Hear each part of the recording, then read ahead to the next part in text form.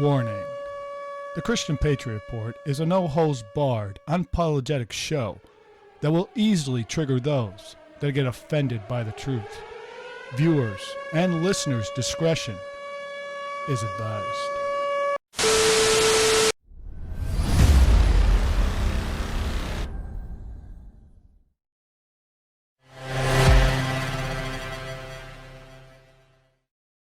And welcome, everyone, to the Christian Patriot Report. I'm your host, Don Gardner, and on today's show, we're going to talk about and remember the terrorist attacks on 9/11.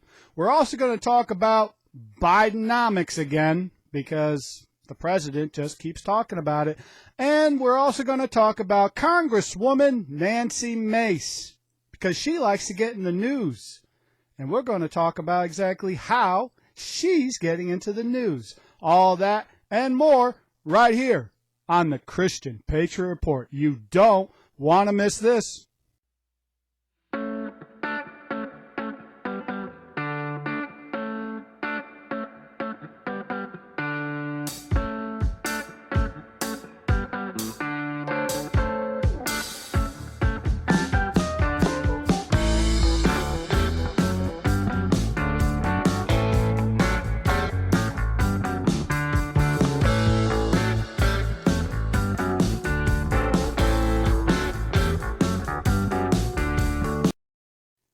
And welcome, everyone, to the Christian Patriot Report. I'm your host, Don Gardner.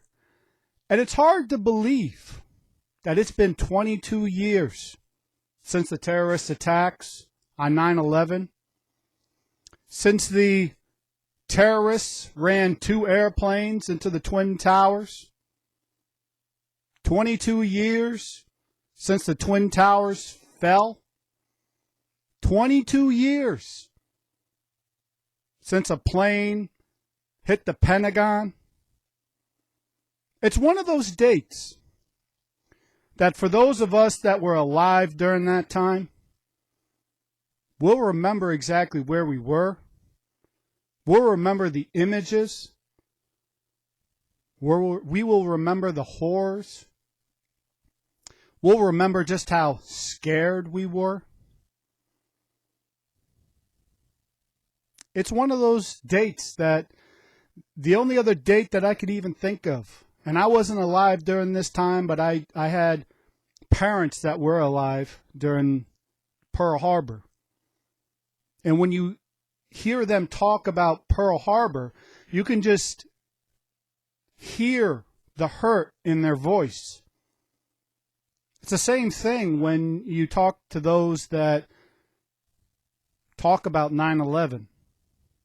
I mean, I have my own personal story on that date. And for me, it wasn't September the 11th, 2001. Because for me, it was September 12th, 2001, because during that time I was stationed in Camp Court in Okinawa, Japan. And I was a military police officer in the United States Marine Corps. And around 2 o'clock in the morning on September 12th, 2001, I was awoken by a hard, loud banging on my door because I was in the barracks. And I remember waking up, quickly throwing on some clothes, went to the door, opened it up. There was a military police officer that I knew who he was because I had worked with him when I worked night shift. At that point in time, I was working day shift. And he told me, get down to the station. I said, do we need to wear civilian attire or do we need to wear uniforms? He says, civilian, just get on down there. And I said, what the heck happened? He goes, you'll find out when you get down there. So I quickly threw on some jeans, a T-shirt, and as I was leaving my room, locked my room, and as I walked out of the barracks, I just remember seeing all the MPs that were in the barracks at the time running to our police station because we didn't live too far away from the police station. So we ran. And when we got to the police station, I just remember walking into the police station, and there was the gunnery sergeant, which during night shift, he's never there. He's hardly ever there. And there was also our lieutenant. Now, our lieutenant lived on the camp, or lived on the base. So there are times he'd pop in from time to time. But as I walked in, there's the desk sergeant, there's the gunnery sergeant, there's the lieutenant. I simply just asked the question, like, what the heck's going on? And they said, walk in the back, you'll find out. So I thought, you know, your mind's racing. Your mind's thinking about what exactly happened. Did we get in trouble? Was there nowhere did we think of a terrorist attack happened. So as we're walking into the back to where the break room was, I could see all the MPs. And they're all looking in a direction that I could tell they're staring at the TV. And I went, ooh, what the heck happened? If we're all staring at the TV, what happened? And as I turned, I asked the one MP, like, well, what the heck's going on? And they said, take a look at the TV. And I turned, got into where I could actually see the TV, and that's when the TV was showing a replay of, I wasn't sure if it was the first plane or the second plane hitting the Twin Towers. And I simply saw that, turned back around and went, is that real? And they're like, oh yeah, that's real. And then we watched in horror as the towers fell. Now, on that particular camp, there was 6 of us that were from the state of New York that were MPs. 5 of us came from the city. Now, I came from the state, so I was the oddball out of the New Yorkers because I didn't come from the city. I lived, 2.5 hours northwest of the city. But all the other 5, they lived in the city. And out of all 5 of them, only one had or knew someone that worked at the Twin Towers. And so he was very concerned. And you could see he was shaking like crazy because he was like, I don't know. He's supposed to be there right now. And then when he saw the towers fell, he lost it. Understandably, lost it. And then that's when our gunnery sergeant came in, our lieutenant came in. I don't remember who spoke first. It's hard to remember exactly because you're in shock. But I credit this speech that we heard to our gunnery sergeant. It very well could have been our lieutenant because he was a former Marine recon. He was one of those lieutenants where those of us who were MPs, we respected him because he was someone that he was a staff sergeant, decided to go to officers candidate school, and even though he was a first lieutenant, he had the experience of being like a captain. And he was a very good lieutenant. So it very well could have been him. Because this, as I'm thinking about the speech that we heard, this would come from him. And it was a rallying cry to us.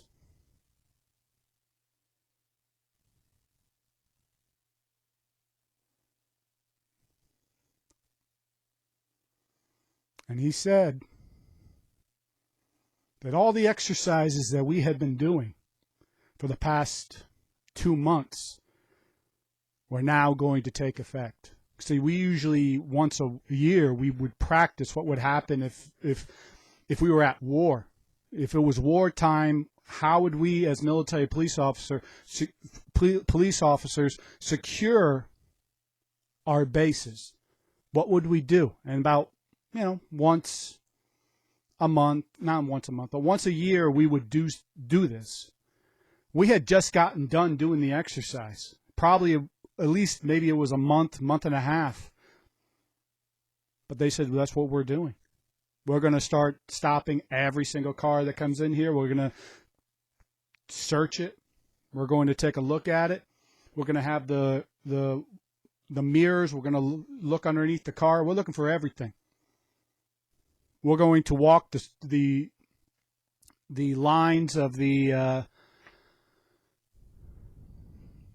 fences.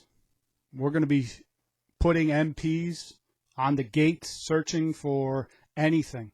And if you find anything, let us know.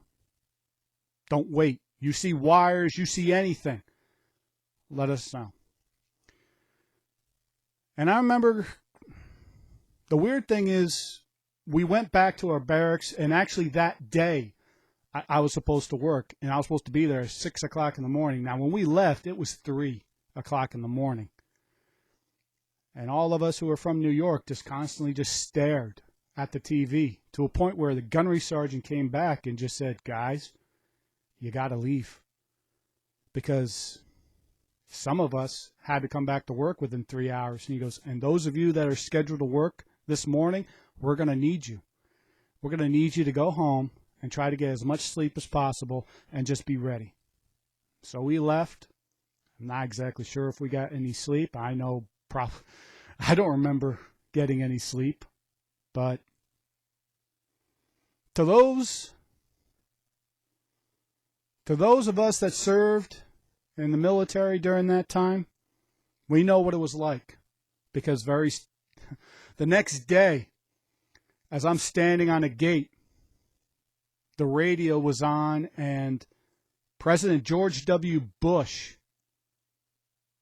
came on the radio and gave that very famous speech that he gave after 9/11.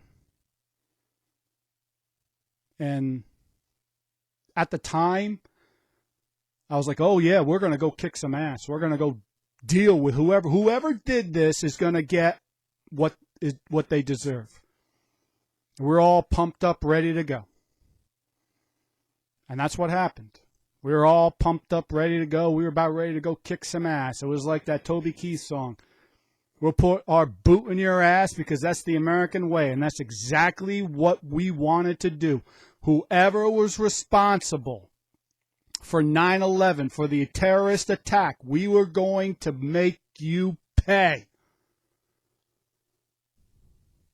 But 22 years later, you think about those terrorist attacks, and I don't want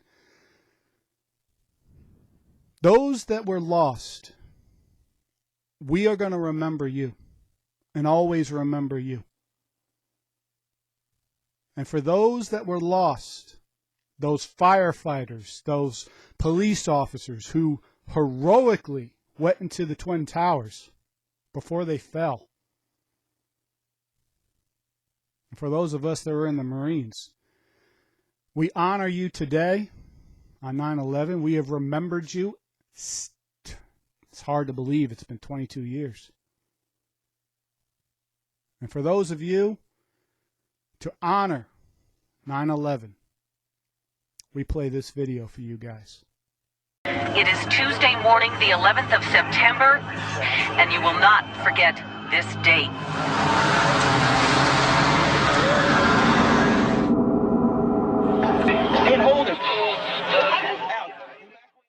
So I had no idea what was going on until later that day.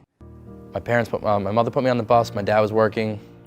I was in school like every other normal day. A bunch of kids were getting pulled from class, and my mother explained to us what happened. Something bad happened in the city, and she told myself and my older brother that our dad wasn't coming home. My father and uncle were both killed in that day. My dad was a police officer, and my uncle was a New York City firefighter. I think it prepared me a lot for the world. So we always knew that they were bad guys, but to us they were just people my dad arrested.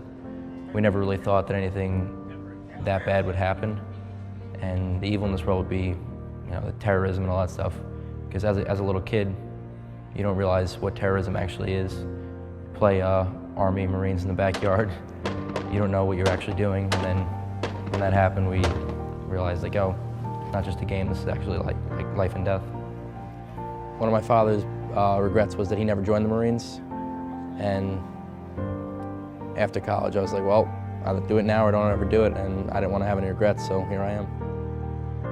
I honestly do love the Marine Corps. There are some days where I don't love it as much as others, but I still do love it.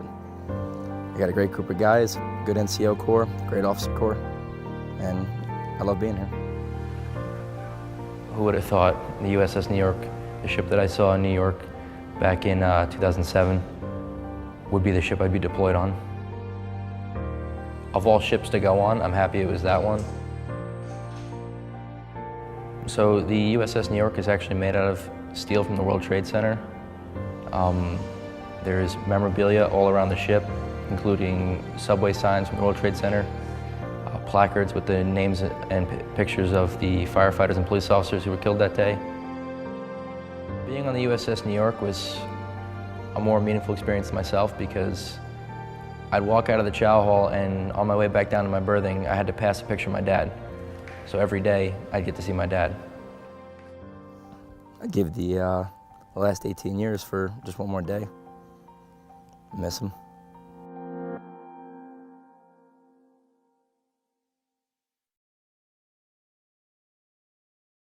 Still hard to believe. It's been 22 years. That's a lot of time to think about what happened and what led up to those terrorist attacks. And I have to be honest with you, I read everything I could at the time about 9/11 because I wanted to know how did this happen? And so when they came out with this one book, and for those of you listening to the show, you're not going to be able to see it, but I'll announce exactly what book I'm holding. It's called The 9/11 Commission Report. Final report on the National Commission on Terrorist Attacks upon the United States. This is the authorized edition. A little dusty because it's been a while since I took it off the shelf. But I read this whole entire thing. And for those of you watching the show, you can see how thick it is. I read this thing cover to cover. I read every little piece about this. I analyzed it because I wanted to know. By the time this came out, I was already out of the Marines and I was going to college. But I wanted to know, how the heck did these terrorist attacks happen? How did these terrorists get away with this? And so I read it. All 500 so pages of this 9/11 Commission report. And when I was done, I came to a very horrifying conclusion. Mind you, I was a military police officer, United States Marine Corps. One of the things I had to do was security for a base. I went to military police school, and they trained us how to do security and how to lock down things, how to gather information, how to do an investigation. And with that limited training, I came to a very horrifying conclusion. And I hate to say this because I know we're trying to honor 9/11, but it needs to be said.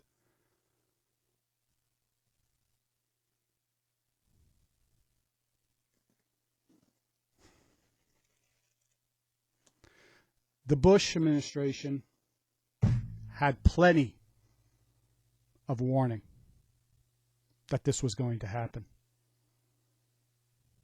And they did nothing to stop it. They did nothing to protect the American people. They ignored email after email.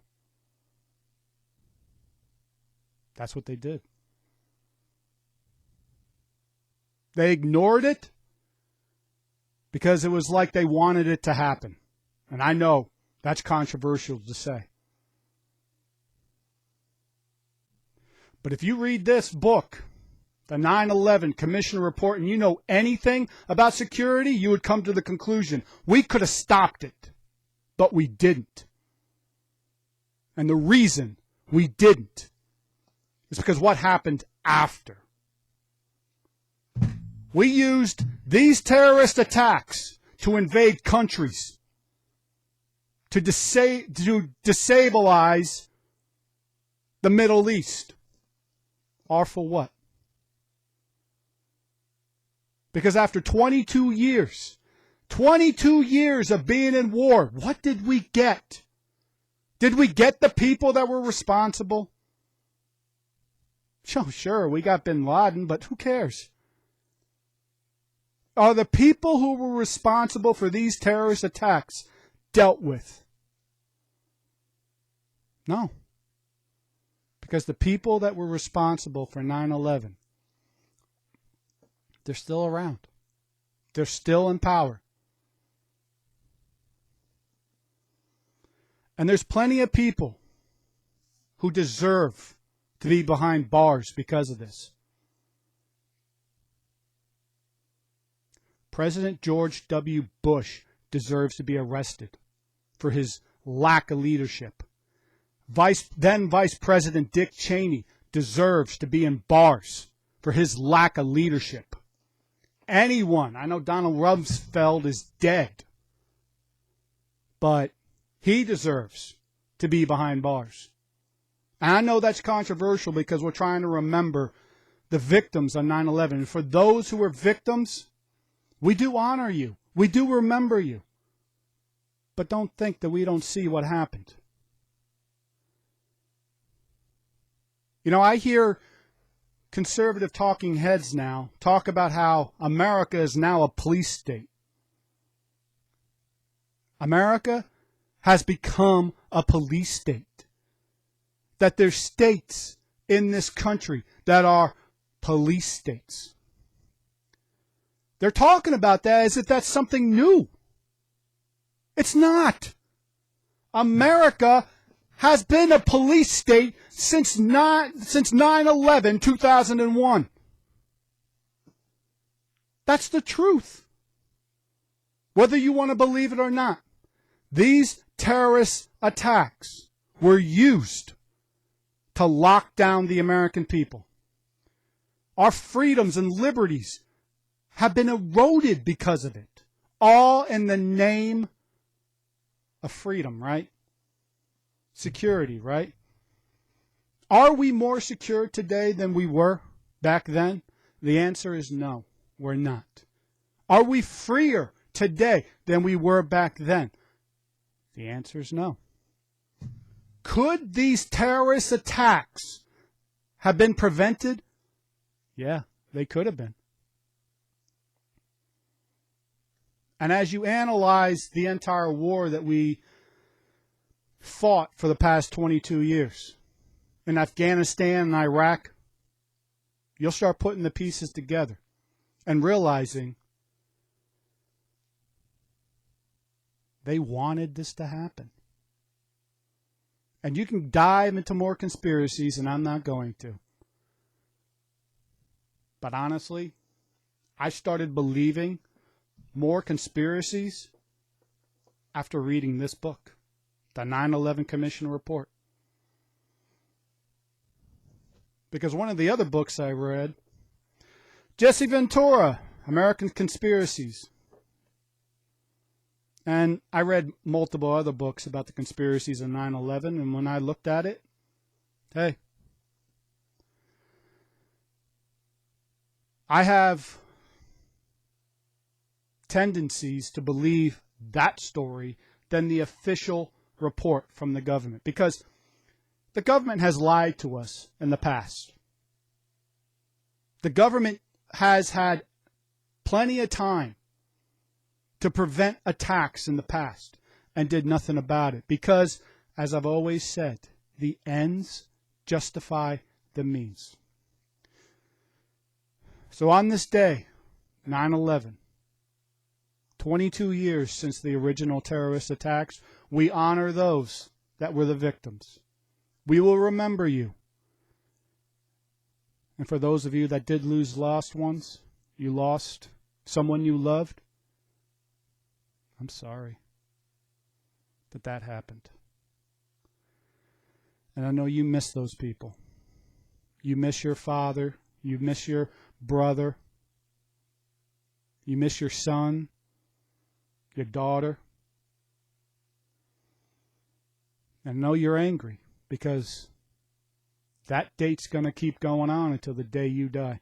You're going to remember it, and it's going to be a fresh wound that will be opened every single year, year after year. And I'm sorry, guys. I really am sorry.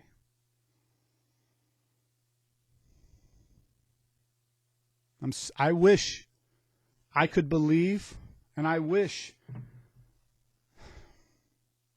this was real, that this is what really happened in the 9/11 Commission report. I wish this was the truth.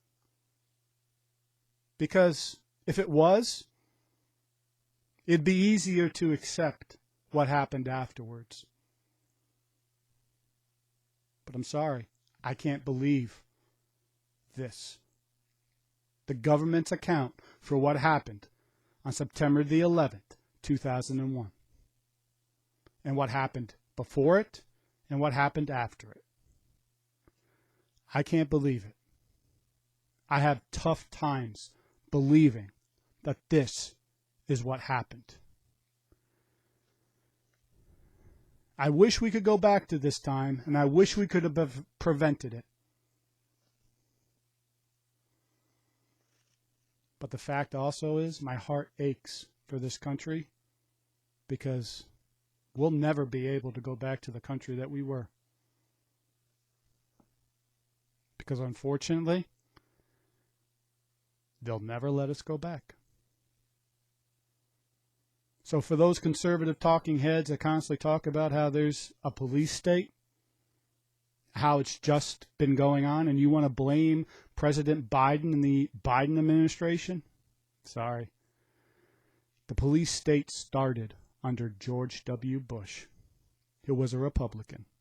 And ever since then, every president since then has added to that police state.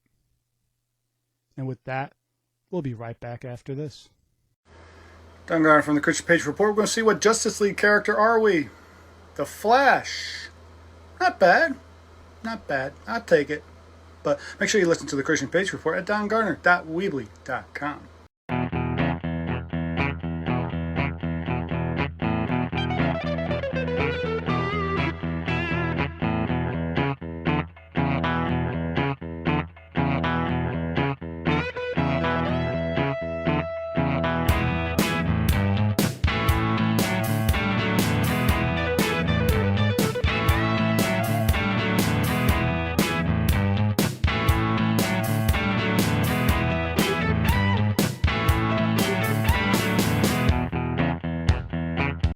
And welcome back, everyone, to the Christian Patriot Report. And I know after that last segment that was heavy,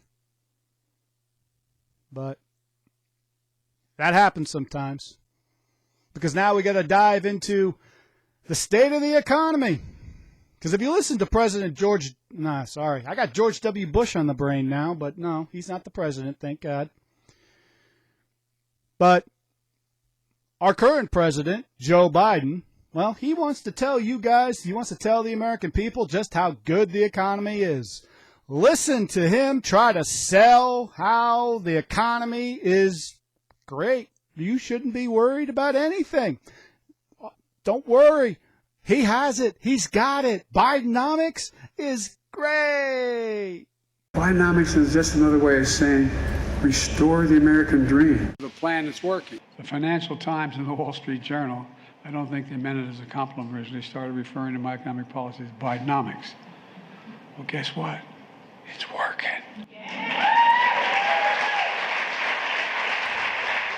Now, I know that President Biden would, let's face it, he wants you to believe that the economy is fine. And I wish that he was right. I wish I could give him credit for, like, you know what? Bidenomics is working. Bidenomics is the greatest thing since sliced bread. Bidenomics is, wow, you really were right. President Biden. I'm sorry that I ever questioned you. I am sorry I ever thought that you couldn't do, that you didn't know what you were doing. I'm sorry I ever doubted you for a second. But then you get on the news, and then you start reading some articles about how the economy is going, and you come across articles like this, and, well, you start doubting the state of the economy under President Biden. Let's check out some of these articles and see just how great is Bidenomics doing. So let's take a look at this piece that I found on justthenews.com entitled Bidenomics, Food Prices Expected to Rise through 2024. Let's see. When was this written? August 29th, 2023. Yeah, well, that was recent. So while 2022 saw the largest spike, prices had already begun rising earlier in the Biden administration. Let's see what else they say. Recently released federal pricing. Wow, I'm having trouble talking. Oh boy. Let's try to get through this. All right. Recently released federal pricing analyst from the U.S. Department of Agriculture projects that food prices will continue to rise through 2024. The USDA pointed to the U.S. Bureau of Labor Statistics Consumer Price Index released earlier this month, which showed consumer prices overall rose 3.2% in the previous 12 months. Food prices though rose more quickly at, get ready for this, 4.9% during the same time. Now the USDA says that increase will continue. And this is a quote from, this is a quote. They're quoted as saying, food prices are expected to grow more slowly in 2023 than in 2022, but still at above historically average rates, USDA says in its analyst. In 2023, all food prices are predicted to increase. All right, get ready for this. All right, get that defibrillator for you, for those of you with bad hearts. 5.9% with a prediction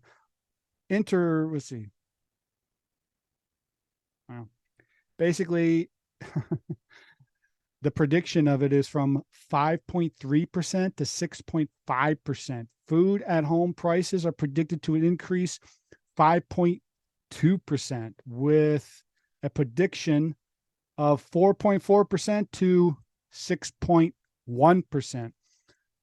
How much you want to bet that it's probably going to go higher than that?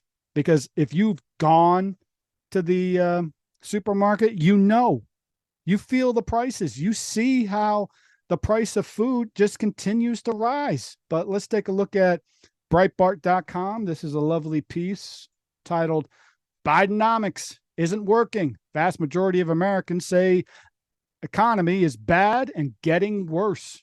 Well, this is written by John Carney. This was written on September 4th, 2023. Well, I'd have to say he's right about this. A supermajority of voters have negative views on the U.S. economy and disapproval of President Biden's handling of the issues, according to the Wall Street Journal poll that the paper describes as a stark warning to the 80-year-old incumbent ahead of the 2024 contest. Let's see what else it says. 63% of American registered voters say the economy's strength is not so good or poor. I honestly would say it sucks. It's terrible. It's the worst it's ever been. But that's just me. Just 32% say the economy is good. Those are the ones that continue to eat paint chips. Yeah, because I don't know how you could look at this economy and say it's good. There's nothing good about this economy. And only 5% say the economy is excellent. Those are the ones that have mental issues. They're called liberals. Yeah, 5%. They're the ones that are not living in reality. Yeah. So it doesn't sound like it's getting any better out there. And I don't care what Joe Biden says as far as Bidenomics is working. It's the greatest thing since sliced bread. It's working. It's working. You get that, if you say a lie enough times, people start believing it. Look, Joe, Mr. President, you're going to have to lie a lot more than what you have, because let's face it, we can feel just how bad things are. I've said it once. I will say it 1,000 times. You can feel what the state of the economy is because you can feel it every single time. You go to buy food or you go to buy gasoline, you go pay your electric bill, you feel just how great Bidenomics is. And let's face it, for some of you, Bidenomics isn't so great. Nope. No, it's not. It's terrible. It's robbing you of your money. It's robbing you of your wealth. It's robbing you in ways that I wish I could explain here. And I wish that this didn't happen. But this is Bidenomics at work. And let's face it, it's not working. So I hope that those of you that listen to this show and watch this show that may be of the, Democrat persuasion, and you feel the effects of Bidenomics, I hope you remember this. That when November of 2024, when the general election comes rolling around, don't vote Democrat. I'm talking to the 82 million people that that supposedly voted for Democrat in the last election, in 2020 election, in the general election. I hope you remember what happens when you vote for a radical leftist like President Joe Biden, who is by far the most corrupt president in American history, who lacks the leadership to handle the economy. I hope you remember it, because you shouldn't vote Democrat. You shouldn't vote for this train wreck that is President Biden. You shouldn't. And I hope you remember that. Now, I'm not saying vote Republican, because I know some of you just aren't going to do that, but you should punish the Democrat Party and President Biden and the Biden administration by voting for someone other than Biden, or voting for someone other than the Democrat nominee for President of the United States. And with that, we'll be right back after this. Don Garner from the Christian Patriot Report. We're going to see what U.S. President are we? Donald Trump. Not a bad choice, but you know what? We would have handled COVID a heck of a lot better than he did. But make sure you listen to the Christian Patriot Report at dongardner.weebly.com.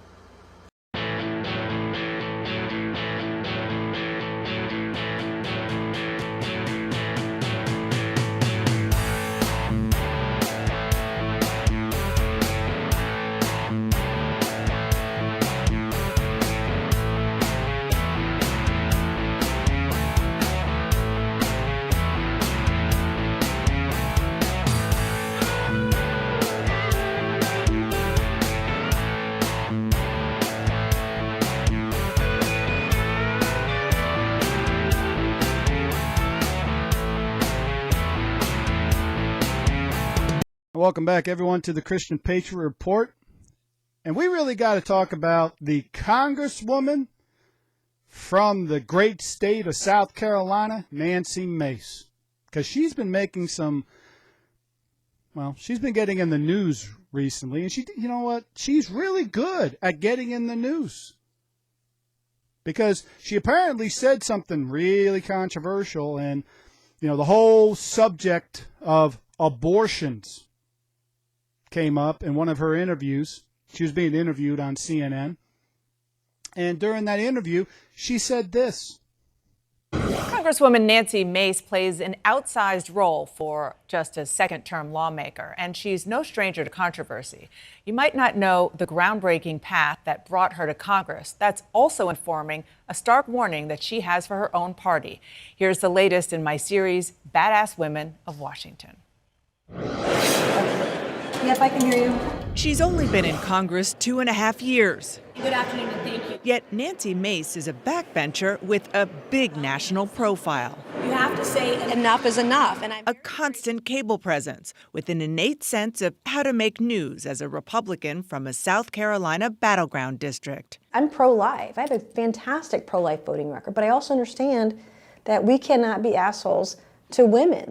So to quote the Congresswoman from South Carolina, Nancy Mace, her advice to Republicans is stop being, and quoting the Congresswoman, an asshole to women. So apparently the current Republican conservative stance on abortion is, well, us being assholes to women. So instead, Nancy, let's see if I got this straight. Because, I'm a Marine, I'm a jarhead, so sometimes I have a tough time grasping things. So what ultimately what you're saying is you want us to stop being an asshole to women and instead become assholes to these unborn children. And you know what's funny is during that interview, she tried to use this this tragedy that happened to her because she was a rape victim. She got raped, right? And she'll say, look, I understand for those women that get raped and conceive a child, I understand the fear behind that, and that fear still grips her. Look, I'm not going to belittle that tragedy because that is a crime. And I'm sorry, Nancy, that happened to you. And whoever raped you, I hope you brought charges against them. I hope you brought them to justice. But the more I look into it, it sounds like you didn't. But what's even more horrifying than that is you using that as your reasoning to justify the killing of unborn children. Because you say you understand what these women are going through who get raped and conceive a child, but you never did that. You were raped, and that's tragedy enough, but that rape didn't conceive a child. So you didn't have to make a decision of, do I kill this child or do I let this child live? You didn't have to make that decision. And really, I think that Nancy Mace, your morals, you don't have any morals at all to be able to stand on your high horse and tell Republicans what we should do. Because honestly, as a Christian, as a born-again Christian, I can look at your life and point out some things about your life that are morally wrong. You've been married twice. You've been divorced twice. Now, I understand divorce happens. And I'll let that slide because I know what the Bible says about divorce, and let's face it, okay? I'm not such a stickler when it comes to divorce because the Bible also says, under these circumstances, you are allowed to get divorced. But that doesn't mean that God endorses divorcing someone. God doesn't. But check out this joke, because Nancy Mace was also at this prayer breakfast because she's a practicing Protestant. And at this prayer breakfast, I believe they were, this was for Senator Tim Scott, who's also a senator from South Carolina, who's currently running for president of the United States for the Republican nomination. This is the joke that she told at that prayer breakfast. Let's see just how moral Nancy Mace truly is, because in this joke, she'll just show you just how immoral she is. When I woke up this morning at 7, I was getting picked up at 7:45. Patrick, my fiance, tried to pull me by my waist over this morning in bed, and I was like, no, baby, we don't got time for that this morning. I got to get to the prayer breakfast, and I got to be on time, and a little TMI, but he can wait. I'll see him later tonight. So not only have you been divorced twice, which I'll give you a slide on that. I'm not going to make hay out of that. But now you're engaged to be married to someone else that you are currently living with and sleeping with. How much of a Christian are you, Nancy? Because if you actually follow the Bible, that's a sin. And you're living in sin and actively living in sin. And if you don't repent of these sins, well, God's not going to bless your marriage. He's not. So what that should show you, those of us that are Christians, we shouldn't really take the advice of Nancy Mace. Because I could play more videos about Nancy talking about abortions and how she's one of the leading candidates, and she's always the Republican that they push out there, the left-wing media pushes out there and ask about abortions because she doesn't have a good stance on abortion. She'll say, you know what, we need to have exceptions for abortions. What would happen if someone gets raped? What happens if it's incest? What happened for this? What happened for that? We need to have exceptions. So let's take a look at the exceptions she's using, and let's see if there's any water that we can hold in this so-called bucket. Because let's see, what do the statistics show for someone who's raped and has an abortion? Let's check it out. So let's take a look at this piece from USA Today, because Nancy Mace, the Congresswoman from South Carolina, likes to use rape or incest as justification for her stance on abortion. So let's just take a look at what USA Today has to say in this piece that says rape and incest account for hardly any abortions. So why are they now a focus? Which this was written, mind you, on May 24th, 2019. But I've looked at other studies, and honestly, every time there's a study about the abortions and how many of those were done because someone got raped and conceived a child, or because of incest, or because of all those examples that those that are pro-choice always like to throw out there.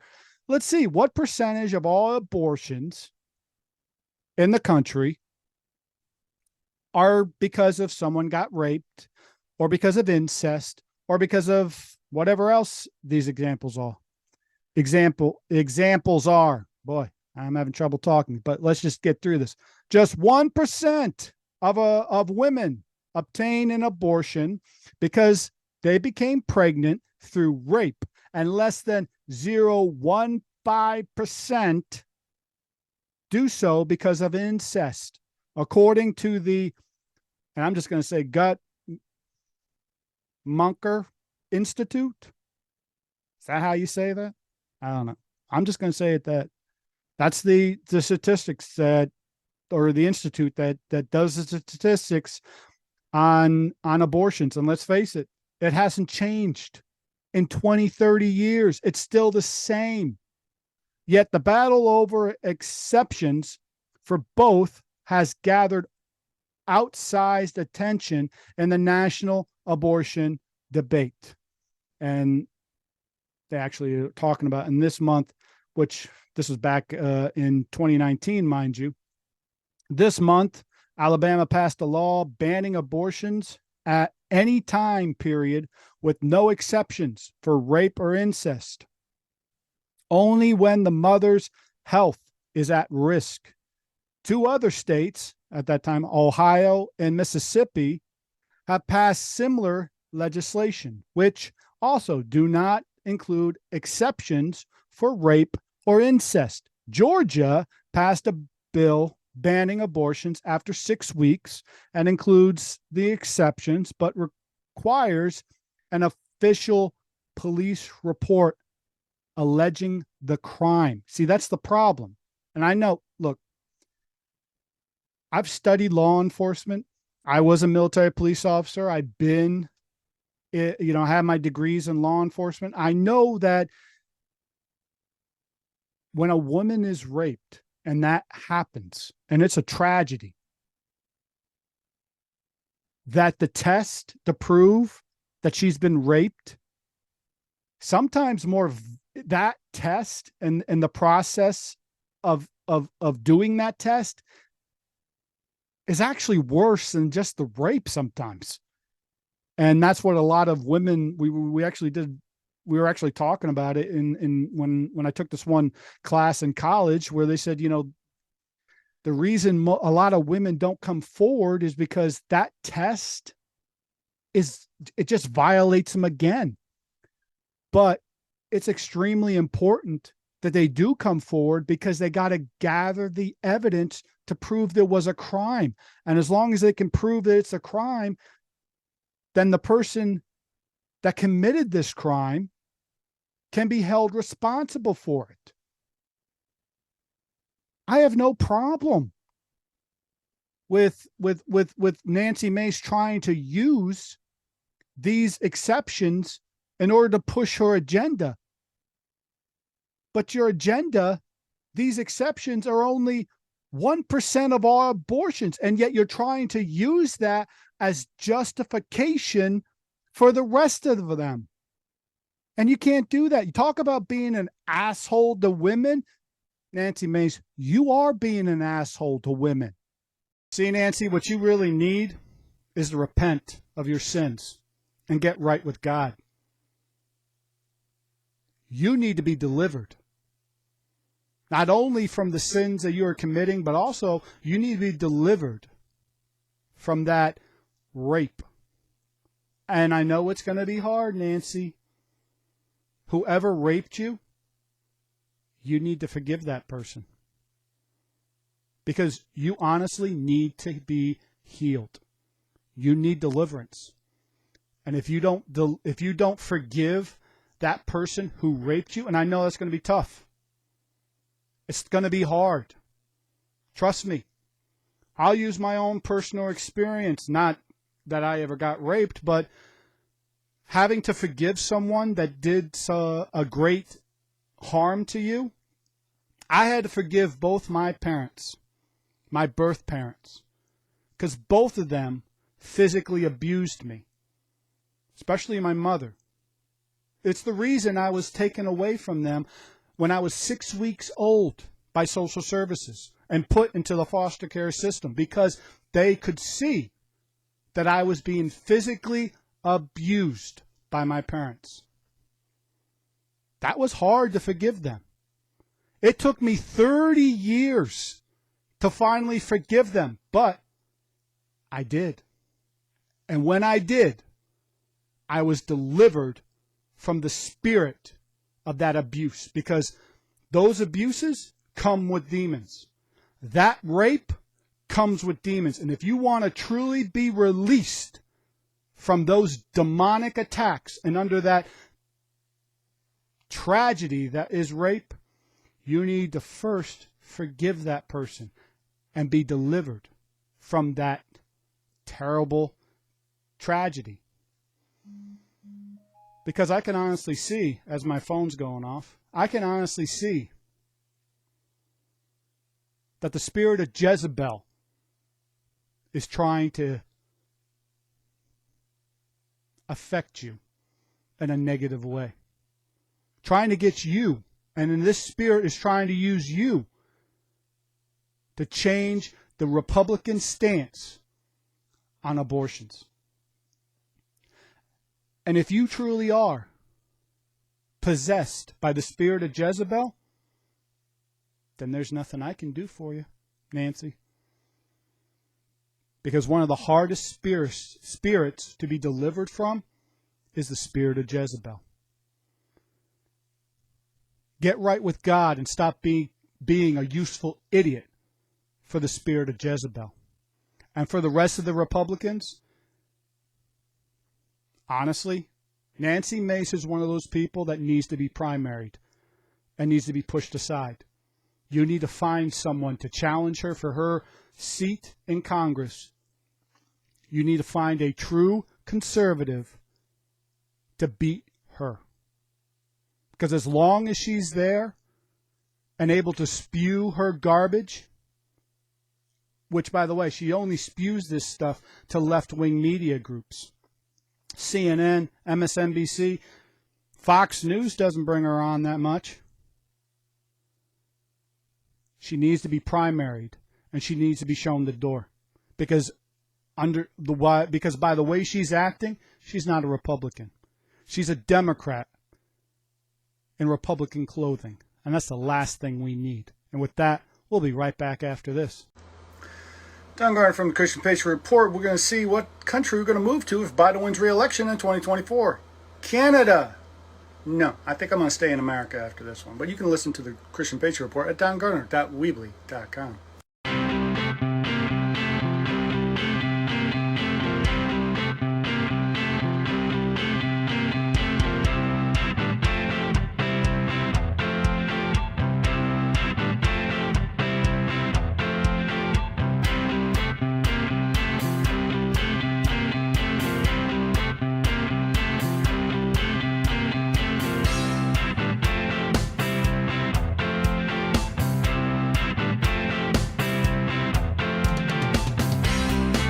Well, that's our show for today, and I want to thank those of you that take the time to listen to our podcast, wherever you get your podcast from, whether you're using Spotify, Apple, I can't name all of them. I mean, I know that we're hosted on Anchor, and so if you're listening to the show, I just want to say thank you for taking the time to listen to the show. I'm sure it was a little bit of a long show because let's face it, 9/11. It still hurts, and it's still something that we're going to have to deal with for the rest. It's probably something I'm going to have to deal with for the rest of my life, because it was that type of tragedy. As I'm sure for those of us that still were alive during that time, it's one of those that we'll remember. But it also hurts to think that it could have been prevented, and the lives that we could have saved. That hurts. So, but for those of you listening to the show, I just want to say thank you. If you are listening to the show, please subscribe to our podcast. And if the podcast platform allows you to, I would appreciate it if you give us a 5-star rating, and if you give us a review, that we would very much appreciate it. And of course, share the content if you want to. We definitely appreciate it. And for those of you that are watching the show on our Rumble, our BitChute and YouTube channel, thank you for taking the time to watch the show. And make sure that if you do have an account on there, or if you don't have an account on those sites, create one, or just subscribe to our YouTube, BitChute, trying to say YouTube, BitChute, and now our Rumble channels. Just subscribe to us, and also share our content. We definitely appreciate it. And also write in the comments below what you think of the show. Even if you don't like the show, even if you don't like what we did during the show, hey, we just want to hear what your opinion is on different things. And you can I know on YouTube or even Facebook, and not Facebook, but on Rumble and even BitChute, hey, do what we call live commenting. As the show's going on, if you want to comment in the comments below and just so-called spam is what they really call it, spam the comments, go ahead. Have fun. Have no problem doing that. I mean, it isn't like you're going to get blocked or anything. Unless the only time you get blocked on those channels is if you say something really obscene. That's it. Other than that, but if you're just making a comment on any one of those accounts, have at it. Have fun. So, until next time, I'm Don Gardner. This has been the Christian Patriot Report. May God bless you. May God bless America. May God bless your family. And may God make America godly again. May we never forget the tragic event of 9/11. May we also never forget exactly who is responsible for these attacks. And I pray to God that God protects us from future attacks. Because honestly, what America really needs is to turn back towards God and get right with God. That's the most important thing that we could do. So with that, I'm Don Gardner. This is the Christian Patriot Report. I'll see you guys later. Have a good week. Have a good weekend. Have a good rest of September. And I'll see you guys later. Bye-bye.